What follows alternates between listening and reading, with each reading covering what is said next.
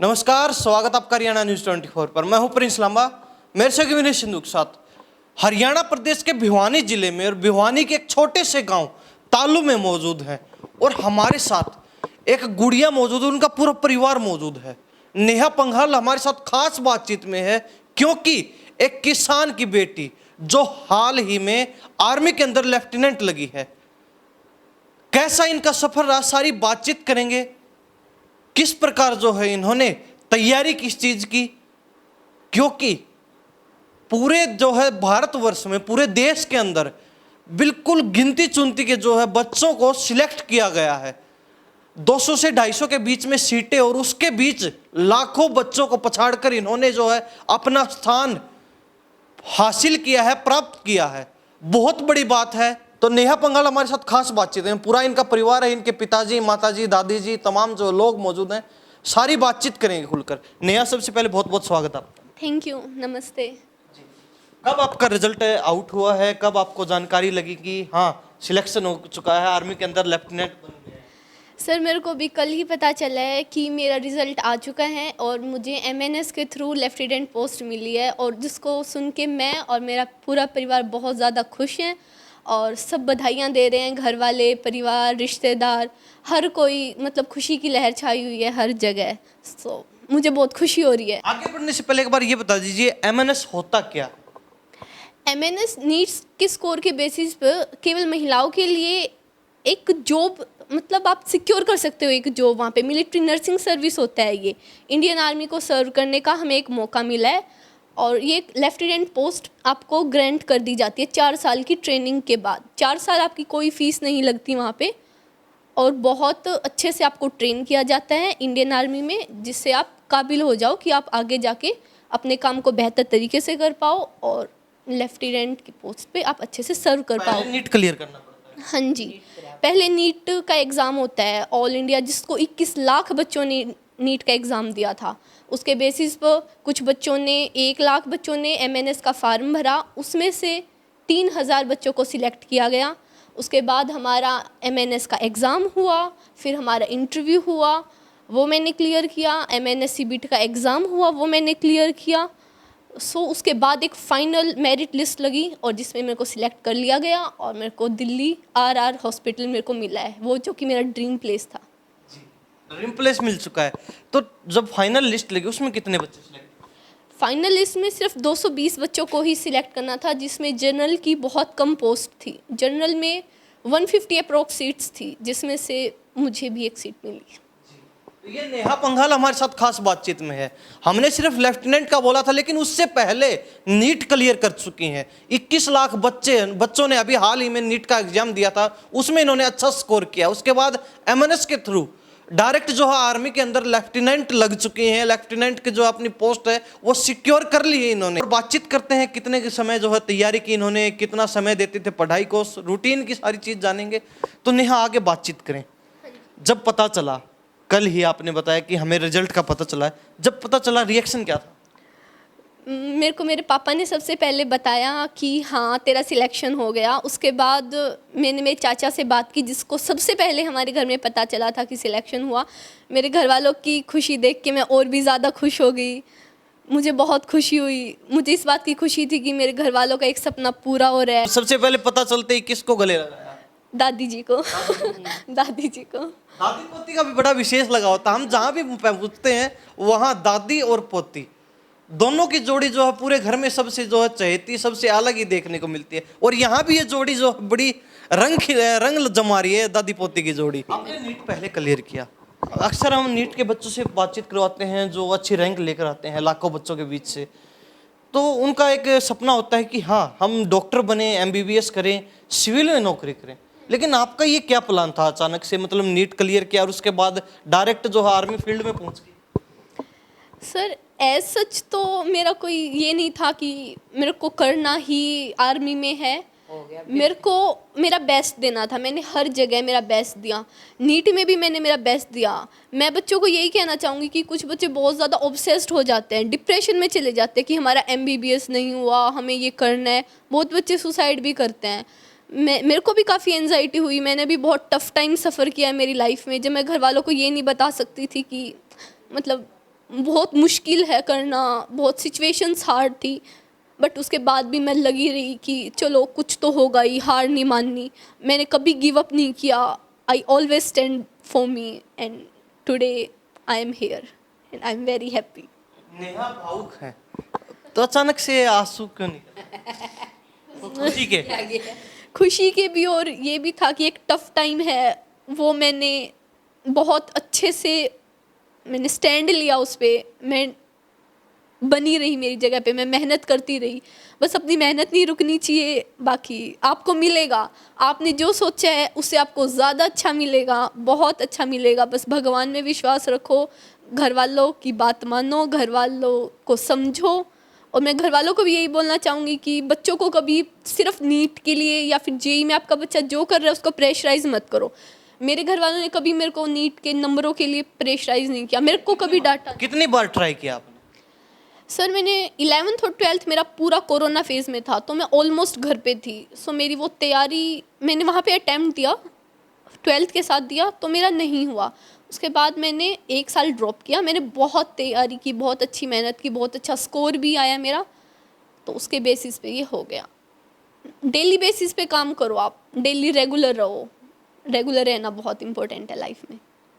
तो आपने अब जो है लेफ्टिनेंट की जो जॉब निकली थी, पोस्ट थी 220 मात्र पूरे इंडिया के लिए आर्मी के अंदर, उसको आपने एक पोस्ट जो अपने लिए सिक्योर कर ली, एक प्लेस। लेकिन उससे पहले अलग अलग जगह कितनी बार ट्राई कर चुके हो, जिसके बाद भी आपने गिव अप नहीं किया? मैंने अलग अलग जगह ट्राई नहीं किया। मैंने बीएमएस का एग्ज़ाम दिया था, तो वो मेरा क्लियर हो गया। वो मेरे को फर्स्ट काउंसलिंग में ही मेरे को गवर्नमेंट कॉलेज मिल गया था। उसके बाद मैंने और कहीं ट्राई नहीं किया। मैंने सीधा एमएनएस के लिए ट्राई किया और फर्स्ट अटेम्प्ट में ही मैंने वो एमएनएस क्लियर कर दिया, और जो कि मेरी फर्स्ट फील्ड चॉइस थी मेरे को वो मिली है। तो ये नेहा पंघाल हमारे साथ खास बातचीत में थोड़ी भावुक हैं, क्योंकि खुशी है जब बच्चा संघर्ष के दौर से निकलकर अपने मुकाम पर पहुंचता है तो उसकी जो खुशी अलग ही होती है। वो चेहरे से भी, इनकी बातों से भी, और जो आंसू छलके इनके खुशी की आंखों से बोलते बोलते जब ये भावुक हुई, उससे साफ अंदाजा लगाया जा सकता है। और साथ ही पूरी फैमिली खुश है। ऐसा नहीं है कि सिर्फ इन्हीं को जितनी ज़्यादा खुशी हो रही है, इनकी माता जी हैं वो हंस रही हैं, दादी की भी खुशी आपने साफ देख रही हो। पिताजी हमारे साथ मौजूद है। जी क्या नाम है? सिरूफ राजा, गांव में राजा कहते हैं, उसकी नाम जसवीर है। जसवीर उर्फ राजा। तो राजा भाई क्या कहेंगे बेटी को लेकर? बेटी भावुक है, खुशी भी इतनी ज्यादा है इनको। हमारा तो मान सम्मान बढ़ाया ही है। साथ के साथ ताल्लो गांव में आज तक कोई भी लड़की लेफ्टिनेंट नहीं बनी है। ये बड़े ताल्लो गांव के लिए गौरव की बात है, और इसको देख कर और लड़कियों भी उत्साह आएगा। और मैं उम्मीद करता हूं कि मेरे गांव की लड़की ज़्यादा से ज़्यादा इससे मोटिवेट होकर, प्रभावित होकर आर्मी के अंदर जाएं। और हमारा सपना भी था, क्योंकि मेरे पिताजी एक आर्मी रिटायर्ड सूबेदार हैं, उनकी भी इच्छा थी एक लड़की फौज में ही जाए, देश सेवा करे। तो कहीं ना कहीं आपका, आपके पिताजी का, पूरे परिवार का नाम गांव के इतिहास में दर्ज करवा दिया बेटी ने। क्योंकि जब भी जाना जाएगा कि पहले लेफ्टिनेंट कौन थी आर्मी के अंदर, तो नेहा पंघाल और जो है जसवीर सिंह का नाम आएगा। हाँ, ताल्लू गांव के अंदर तो नहीं आई है, और इसी का नाम आएगा। और हम सोचते हैं कि इसका नाम भी रिकॉर्ड टूटे, क्योंकि इसके नाम को सुन के और लड़कियां भी जाएं मैंने इसके अंदर। तो आपके पिताजी एक्स आर्मी मैन है, तो आप क्या करते हैं? खेती बाड़ी? मैं अब खेती बाड़ी और ये बच्चे पढ़ाई पढ़ाई का ये ध्यान रखता हूँ। तो आपने सोचा था पहले कि बेटी जो है इस प्रकार सारे रिकॉर्ड तोड़ देगी, कहीं ना कहीं गांव में नहीं, पूरे गांव का ही जो है, पूरे प्रदेश में, पूरे भारत में नाम रोशन कर देगी कि हाँ, उस गांव से जो है पहली लड़की नेहा पंघाल निकली है जो लेफ्टिनेंट बनी है डायरेक्ट आर्मी के अंदर? हाँ, इसका पता था। इसका शुरू में ये फर्स्ट क्लास से और 10th तक पढ़ी थी, नहीं गाँव में पढ़ी है। तो ये फर्स्ट, तो जब इसका रिजल्ट आता था ना, तो ये हर क्लास में फर्स्ट आती थी। तो मैं कुछ न कुछ तो ये लड़की करेगी, अलग करेगी, और इसने अलग किया और ये दिखा दिया। लगातार जो है नेहा पंघाल और उनका पूरा परिवार हमारे साथ बातचीत में है। तो नेहा, और फर्स्ट चॉइस शुरू से ही थी कि हम जो है इस मेडिकल फील्ड में जाएं, और साथ ही आपने आर्मी भी सिलेक्ट कर ली, तो डबल जिम्मेवारी हो गई। कैसे काम चलेगा आगे, क्या सोच रहे हैं? मैं बहुत खुश। कितना टफ होने वाला है? मैं सोचती हूँ कि टफ कुछ भी नहीं होता। जो काम करो वो मज़े लेके करो, अपनी इच्छा से करो, कुछ भी टफ नहीं होता लाइफ में। मुझे पता है कि मुझे ये करना है, तो मैं बहुत खुशी खुशी मेरी जॉब करूँगी। कुछ भी मुश्किल हो, अगर सिचुएशंस हो, तो उसको मैं फ़ाइट करूँगी, और वो मेरे को ज़्यादा स्ट्रॉन्ग बनाएंगी। तो मैं तैयार हूँ हर चीज़। मैं आपसे एक सवाल करना चाहूँगा नेहा, क्योंकि एग्जाम होता है लगभग लगभग बच्चे क्लियर कर लेते हैं, लेकिन सबसे बड़ा जो है चैलेंज होता है इंटरव्यू। इंटरव्यू में सिर्फ वही बच्चे जो है आगे निकल पाते हैं जो वास्तव में ही धरातल पर परिपक्व होते हैं। तो इंटरव्यू में कितनी कठिनाई आई?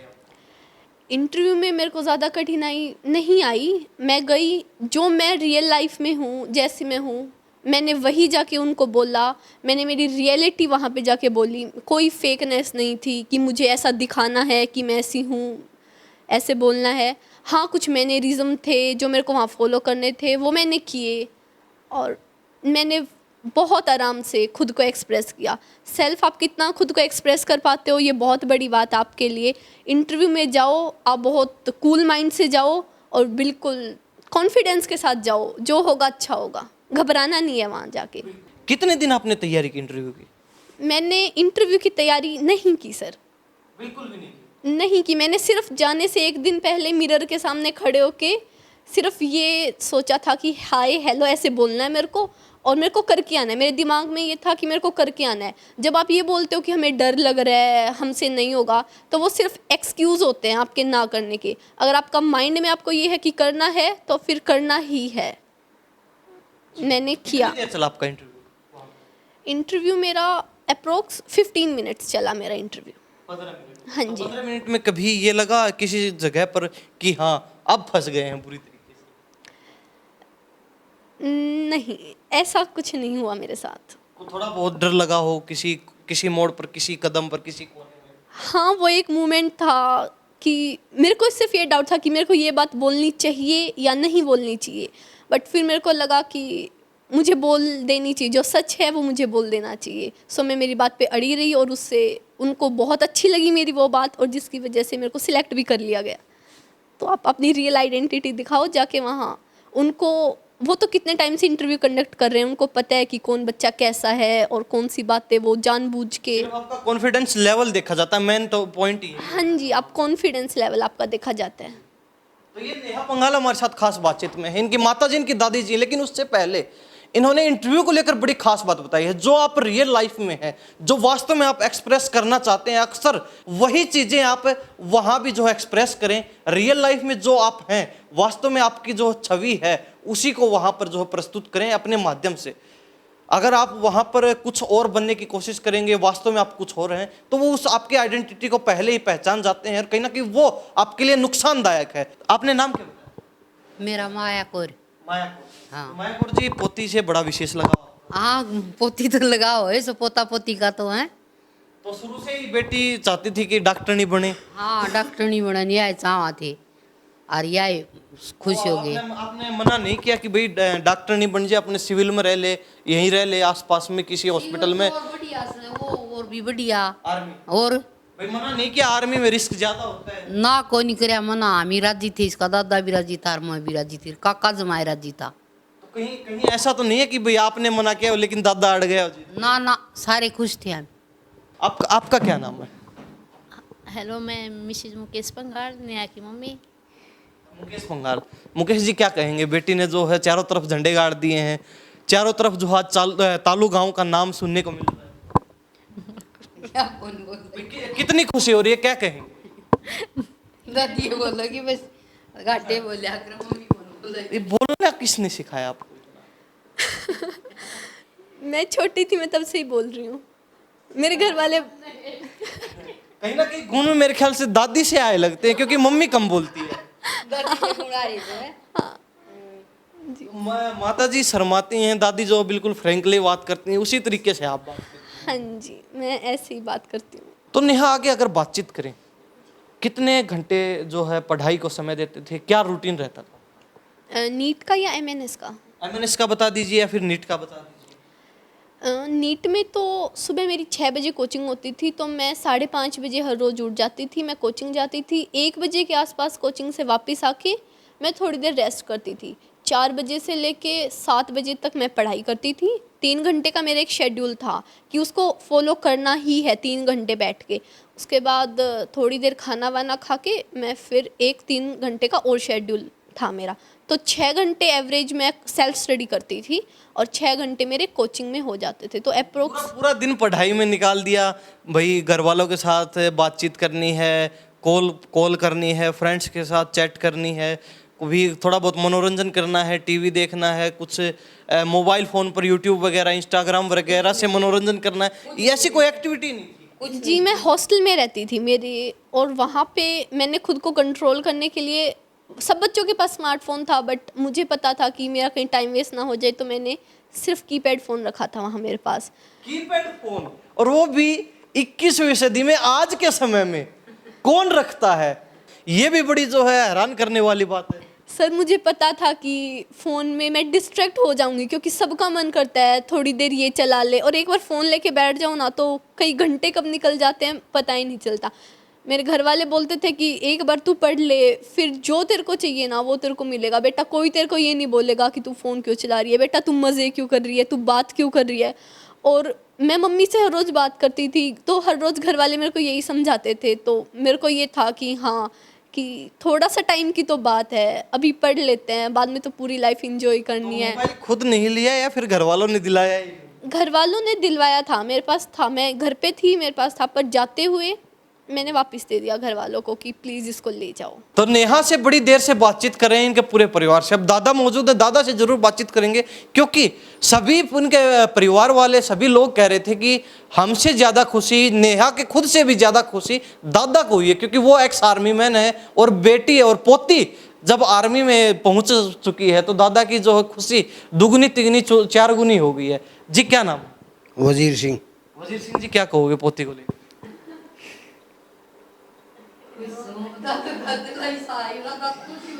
दादा आप तो भावुक हो गए।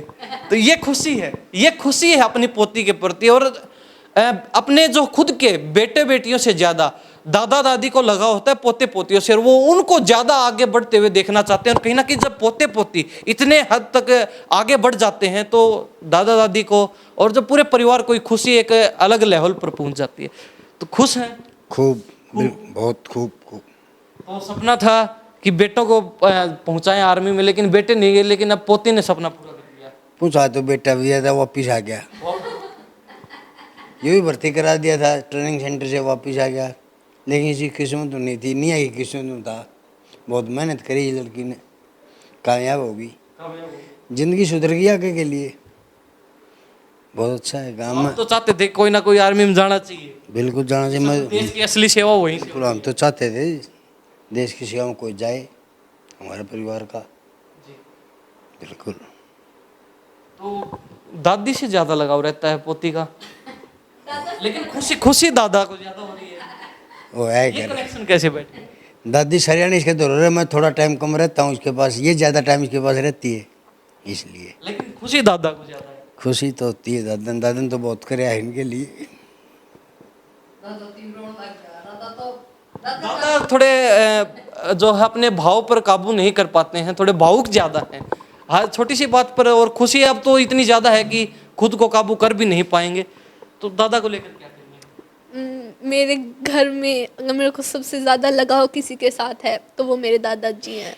मैं दादी को तो बोल देते हैं कि दादी ये वो, बट आज तक ऐसा नहीं हुआ है कि मैंने कोई बात कही हो, मेरे को ये चाहिए, मेरे को ये करना हो, और मेरे दादा ने ना की हो। मेरे को पहली बार कहते ही मेरे को हर चीज़ ला के दी, मेरा हर सपना पूरा किया मेरे दादाजी ने किया है। आज जहाँ हूँ वहाँ दादा दादी, मम्मी पापा, चाचा चाची, सब घर वालों की वजह से ही हूँ। मतलब अब नेहा भी भावुक होगी दादा के आते ही। तो ये कहीं ना कहीं एक संस्कार होते हैं बच्चों के, क्योंकि जब दादा दादी अपने बेटे बेटियों के लिए, पोते पोतियों के लिए इतना करते हुए दिखाई देते हैं, और जब पोते पोते उनकी उम्मीदों पर खरा उतरते हैं तो खुशी जो है 4 गुना अपने आप हो जाती है। और कहीं ना कहीं एक गांव देहात से, छोटे से गांव से निकलकर जब बच्ची इतने बड़े लेवल पर पहुंचती है तो वो खुशी भी बहुत बड़ी होती है अपने आप में, बहुत मायने रखती हैं ये चीजें। और नेहा ने तो एक छोटे से गांव से निकलकर 10वीं तक गांव के स्कूल में पढ़ाई की, उसके बाद जो है नीट एग्जाम क्लियर किया, उसके बाद आर्मी का एग्जाम क्लियर किया, और अब लेफ्टिनेंट लग गई डायरेक्ट।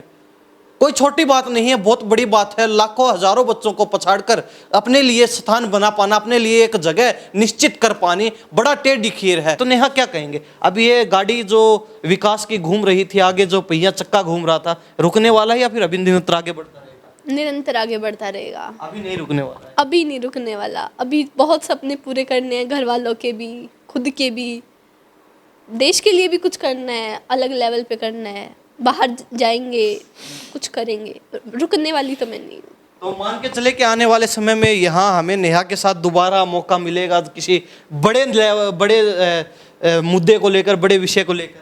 जी मैं मेरी पूरी कोशिश करूँगी और शायद आपको मौका मिले, मैं कोशिश करूँगी।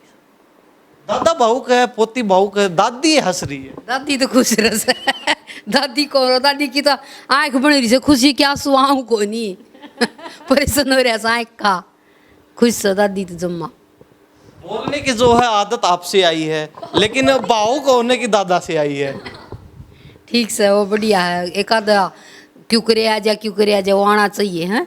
जब कभी माँ या पापा डांट फटकार लगा देते हैं तो शिकायत आपसे होती होगी?